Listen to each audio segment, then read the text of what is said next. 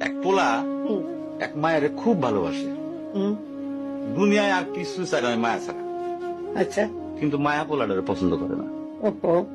অনেক চেষ্টার পর মায়া সে পোলাটারে কইল যে ঠিক আছে, হ্যাঁ, আমি তোমারে ভালোবাসতে পারি, হ্যাঁ। আমার একটা জিনিস এনে দিতে হবে। কি রে?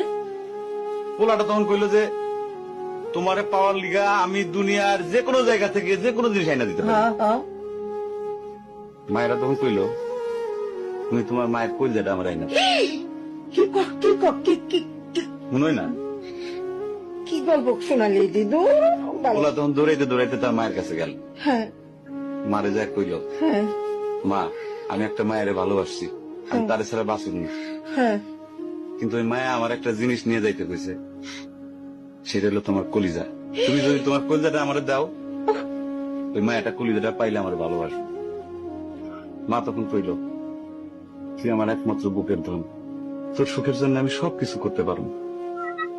পরে মা বুকটা ফাইরা কলিজাটা বাইর করে পোলার হাতে দিল। আহা